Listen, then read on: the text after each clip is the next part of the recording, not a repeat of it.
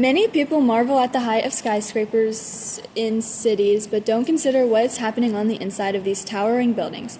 Skyscrapers are used in cities because of the limited amount of horizontal building space, thus forcing them to have to build vertically in order to expand. Skyscrapers are often used for office, commercial, hotel, and residential spaces. What makes a tall building a skyscraper? The conditions for a tall building to become a skyscraper are its location relative to all the surrounding buildings in the city. It's also required to be self-supporting, meaning no tension cables or supports to stay up, and must be a minimum of 150 meters or 492 feet.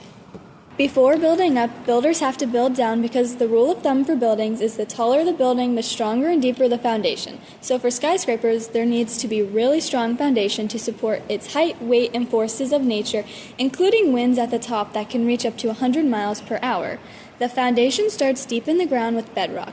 Bedrock is a layer of rock that is compacted under pressure and sits beneath the loose surface of soil and sand. Without bedrock, the foundation would be moving and shifting with the loose topsoil, and the places where there is no bedrock, the foundation requires special rock anchors to be placed to act like the bedrock. Fun fact, the world's tallest building is actually built on sand. Footings, which are the lowest part of the building's foundation, are blasted or drilled into the bedrock and fit with steel reinforced concrete columns to anchor the building. Once anchored, the structure is ready to withstand anything. Next, the steel skeleton is constructed. It is made out of steel because they can take more strain and have more compression. Vertical beams are built at the perimeter, and each side is connected by horizontal girder beams to the adjacent sides.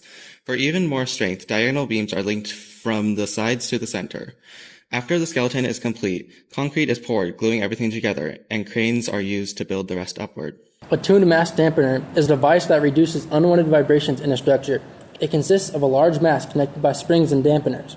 When the building begins to sway, the mass moves in the opposite direction. This opposing motion absorbs and dissipates energy, reducing the building's movement and making it more stable. A famous example is the 660-ton steel sphere inside of Taipei 101. During strong winds or earthquakes, the sphere swings to counter the building's motion, helping reduce sway and improving comfort for the people inside. Tuned mass dampeners are a great example of how engineers use the principles of physics to make buildings safer, stronger, and more comfortable. Seismic isolators are another way that skyscrapers and many other buildings withstand swaying, specifically from earthquakes. Seismic isolators are built between the foundations of the building and the building structure, and are built of layers of rubber and reinforced steel, which will move during an earthquake and lower the swaying of the actual building. Seismic isolators are used in buildings such as the Tokyo Skytree, but are more often utilized in low to mid-rise buildings due to the skyscraper's tall and flexible nature, which make them not as structurally sound.